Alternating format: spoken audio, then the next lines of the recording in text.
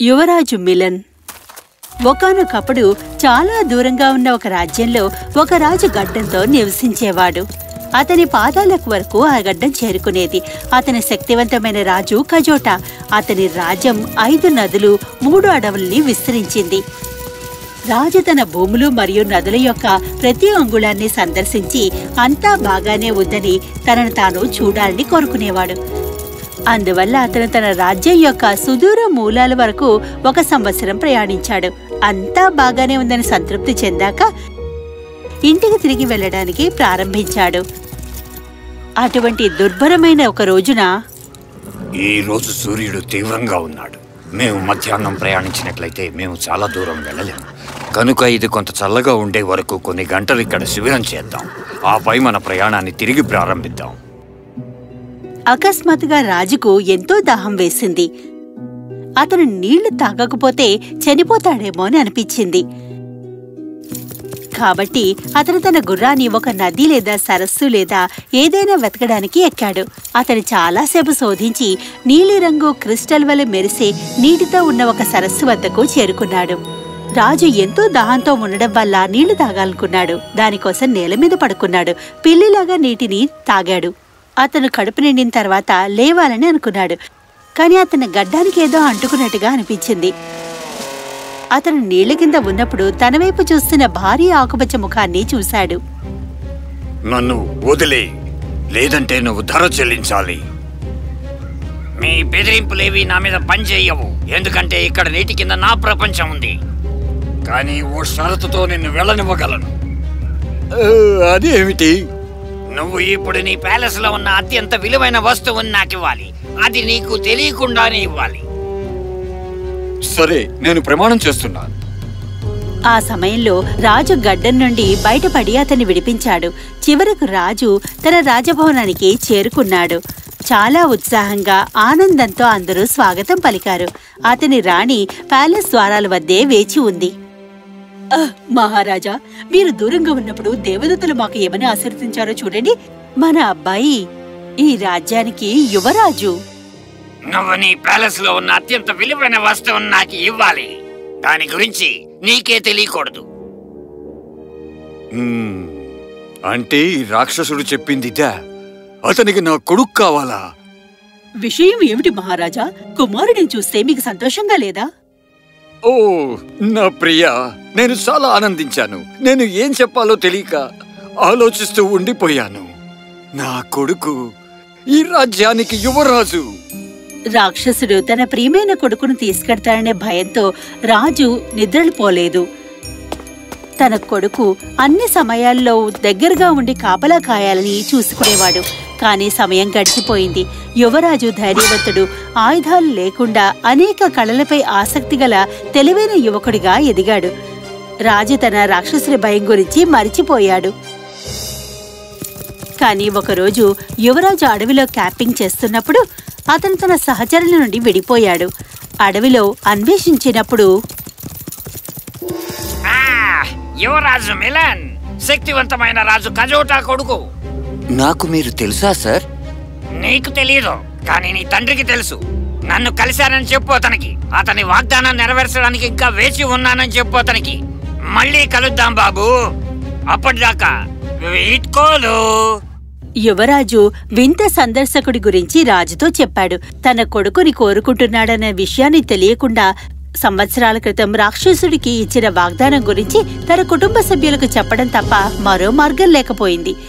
ఈ కథ విన్నప్పుడు, నాన్న, వాగ్దానం అంటే వాగ్దానమే, అది నెరవేర్చాల్సింది. నేను ఆకుపచ్చ రాక్షసుడి వద్దకు వెళ్తాను. కాని కుమారా, ఈ వాగ్దానం అన్యాయం. కొన్ని చుక్కల నీరు తాగడానికి చెల్లించాల్సిన ధర ఇదేనా? ఏదేమైనా సరే అమ్మా, ఒకసారి ఇచ్చిన వాగ్దానం నెరవేర్చాలి. నిజానికి అన్నీ మనం అనుకున్నంత చెడ్డగా ఉండవు. నేను తిరిగి రావడానికి మార్గాన్ని కనుక్కుంటాను. ఇప్పుడు నన్ను వెళ్ళనివ్వండి. రాజు మరియు రాణి యువరాజుకు సరైంది తెలుసని అయిష్టంగానే వారు అతన్ని అడవుల్లోకి ఆకుపచ్చ రాక్షసుడి దగ్గరికి పంపించారు. యువరాజు సరస్సు వద్దకు వెళ్ళినప్పుడు అందులో 10 బాతులు ఈత కొట్టడం చూశాడు.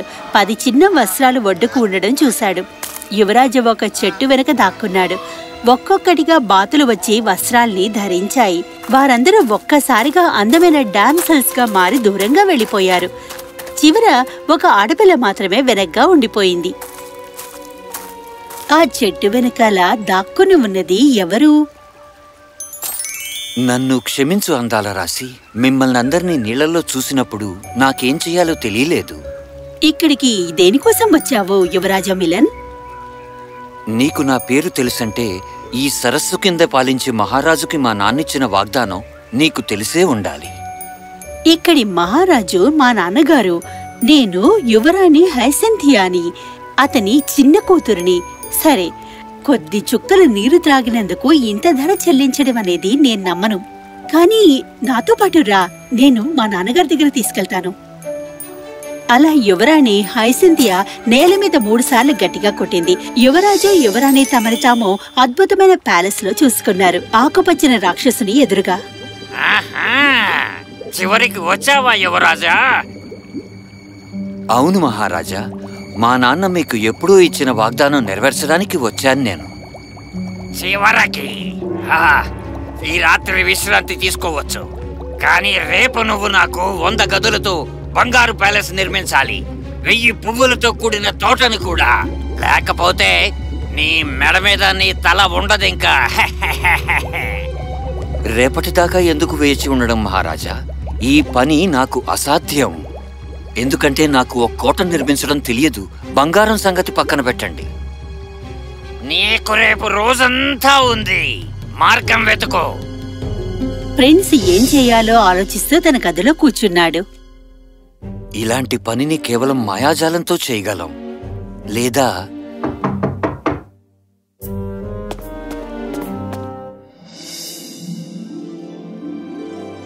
అవును, కోట నిర్మాణానికి మీకు మాయాజాలం అవసరం. మీరు నిద్రపోతారు యువరాజా. మ్యాజిక్ ఉపయోగించి ఏ సమయంలోనైనా నేను ప్యాలెస్ లో సిద్ధంగా ఉంటాను. కాదు యువరాణి, అది మోసం చేసినట్టు. ఆ సవాలు నా కోసం పెట్టబడింది, అది నేను మర్యాదగా పూర్తి చేయాలి.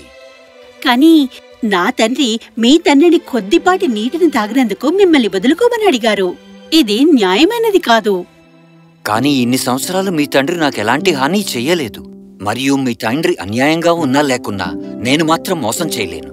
మీరు నిజంగా నాకు సాయం చేయాలంటే ఒక సాయం చేస్తారా? మీరు ఏం చెప్పినా సరే. అందువల్ల యువరాజు తనకు ఏదో తీసుకురావాలని యువరాణిని కోరాడు. మరుసటి రోజు ఉదయం అతను రాక్షసుని ముందు నమ్మకంగా వెళ్ళాడు. భవనాన్ని సిద్ధం చేశావా? చేశా మహారాజా, ఇదిగో ఇక్కడుంది. ఏంటి? మీరు బంగారంతో భవనాన్ని కట్టమన్నారు, 100 గదులు ఇంకా 1000 పువ్వులతో పాటు. మరి మీరిక్కడున్న గదులు పువ్వులు లెక్కించవచ్చు మహారాజా. మీరు నాకెప్పుడూ చెప్పలేదు అది భూమి మీదే నిర్మించాలి అని. అందుకే నేను క్యాన్వాస్ మీద చేశాను. అంతే రాజా. నువ్వు చాలా తెలివైన వాడివి యువరాజు మిలన్. నేను అంగీకరించాలి, నువ్వు చెప్పింది నిజం. సరే, నాకు ఇంకో పని చేసి పెట్టు, అప్పుడు నిన్ను మీ నాన్న దగ్గరికి వెళ్ళనిస్తాను. నా వంతు కృషి చేస్తాను మహారాజా. సరే, ఇక్కడ ఒక వజ్రం ఉంది, ఇది నా చేతిలో ఉంది. రేపు పొద్దున్నాటికి నువ్వు నా నుండి తీసుకోగలిగితే నువ్వు వెళ్ళడానికి ఒప్పుకుంటాను. కాకపోతే నీ తల నీ మెడ మీద ఉండదు. ఆ రాత్రి యువరాజు మిలన్ రాక్షసుడి చేతిలో నుండి వజ్రాన్ని ఎలా తీసుకోవాలా అని మరోసారి ఆశ్చర్యపోయాడు. అతని కిటికీ వద్ద మరోసారి చప్పుడయ్యింది. ఈ రాత్రి పనిని పూర్తి చేయడానికి మీకు ఖచ్చితంగా మాయాజాలం అవసరం. నాకు ఒక్క అవకాశాన్ని ఇవ్వండి, నేను మీకోసం ఇప్పుడే వజ్రాన్ని తీసుకువస్తాను. వద్దు యువరాణి, అది మోసం చేసినట్టుగా అవుతుంది. మీ సహాయానికి కృతజ్ఞతలు. అయితే మా తండ్రి అడిగినది కూడా చాలా అన్యాయం కదా? అలాగే కానివ్వండి, కానీ నేను మోసం చేయలేను. మీరు కోరుకుంటే నాకు మీరు సాయం చెయ్యొచ్చు. నాకు ఏదైనా తెస్తారా? మీరు ఏది అడిగితే అది. మరుసటి రోజు ఉదయం యువరాజు రాక్షసుడి సభకు వెళ్లి చిందరవందరంగా మరణం గురించి ఖచ్చితంగా చెప్పాడు. ఇక్కడ చూడు యువరాజు మిలన్, వజ్రం ఇప్పటికీ నా దగ్గరే ఉంది. నీకిచ్చిన పనిని చేయడంలో విఫలమయ్యావు. నేను అంగీకరిస్తున్నాను మహారాజా, ఓటమిని అంగీకరిస్తున్నా. సరే, అయితే నీ మెడ నుంచి నీ తల తీసేయాలి. సిద్ధంగా ఉన్నావా? ఉన్నాను మహారాజా. కానీ మీరు నా మెడ నుంచి తలను వేరు చేసే ముందు నాకు కోరిక తీరుస్తారా? నేను మరి సరైనదే అడిగానని మీరు అంగీకరిస్తారా మహారాజా? సరే, అయితే నేను నీకు వరం ఇస్తున్నాను. నువ్వు ఏదైనా అడగచ్చు, నా చేతిలో ఉన్న వజ్రం తప్ప.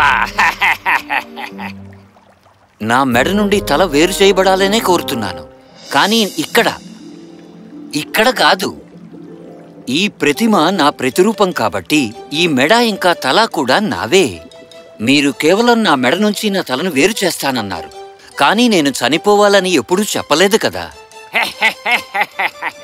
చాలా బాగుంది. చాలా తెలివైన వాడివి యువరాజు మిలన్. చాలా బాగుంది. నువ్వు నీ వాగ్దానం నెరవేర్చావు. నేను నా మాట నిలబెట్టుకుంటాను. నువ్వు ఇంటికి వెళ్ళొచ్చు. నీ తండ్రికి చెప్పు, ఒక తెలివైన కుమారుడు వాడికి ఉన్నాడు అని. ఇంకా చతురుడు. ఇంకా నువ్వు ప్రలోభాలకి తల ఒగ్గలేదు. ప్రలోభమా? మీరు లొంగిపోతారో లేదో చూడడానికి మోసం చేయమని మా తండ్రి గారే నన్ను కోరారు. కానీ నువ్వు లొంగలేదు. చల్లగా తెలివిగానే నిలబడ్డావు. నువ్వు నిజాయితీగా ఇందులో గెలిచావు. అందుకోసం నువ్వు చల్లగా బతికి నీ రాజ్యాన్ని పరిపాలించు. అయితే ఇది ఒప్పుకుంటారా మహారాజా? మనందరం ఇప్పుడు స్నేహితులం అని. మిత్రులమా? నీ తండ్రికి చెప్పు, అతను నా గురించి భయపడక్కర్లేదని. ఇంకా రాబోయే కాలంలో అతనికి స్నేహితుడిగా ఉంటానని చెప్పు. మీరిద్దరూ ఒప్పుకుంటే గనక నువ్వు నా కుమార్తెని వివాహం చేసుకోవాలని కోరుతున్నాను. నువ్వు ఆమెకి మంచి భర్తవి అవుతావు. నన్ను క్షమించు. నేను నీకు ఇష్టం లేనిదేమైనా చెప్పానా? లేదు లేదు లేదు, పెళ్లి చేసుకోవడానికి అంగీకరిస్తున్నా. అలా యువరాజు తన రాజ్యానికి తిరిగి వచ్చాడు. ఇద్దరు శత్రువులు స్నేహితులయ్యారు. యువరాజు మరియు యువరాణి ఎంతో సంతోషంగా అప్పటి నుంచి జీవించారు.